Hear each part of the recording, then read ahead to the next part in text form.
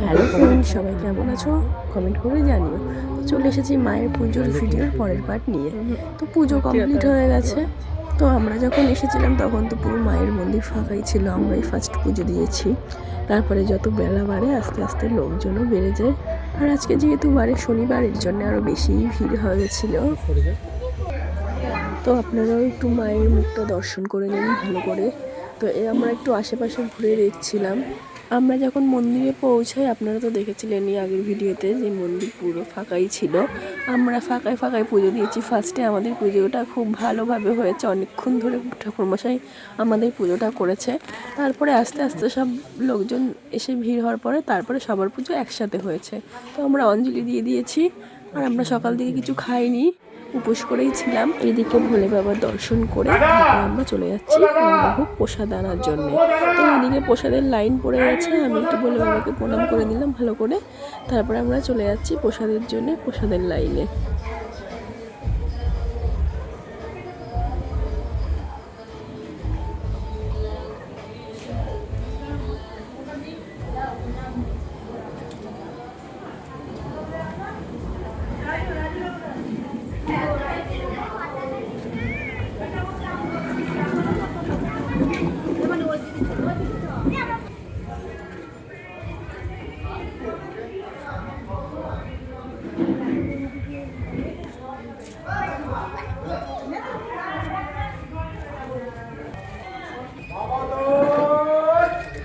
আমরা সবাই দাঁড়িয়ে পড়েছি প্রসাদ নেওয়ার জন্য। আর আমাদের হাতে প্রসাদ চলেও এসেছে।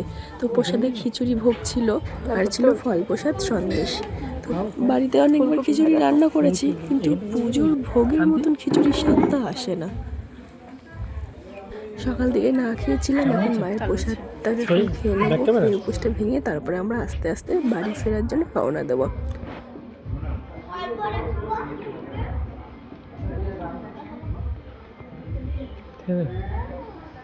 নমস্কার করেছিস?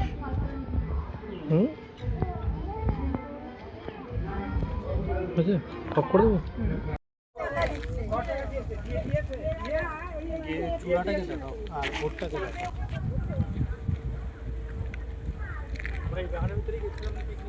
হ্যাঁ, তো ওখানে সব চাষ করেছে।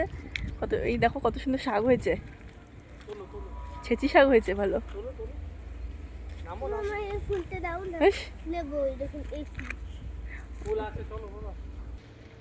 ফুল ছিঁড়েই নিলাম।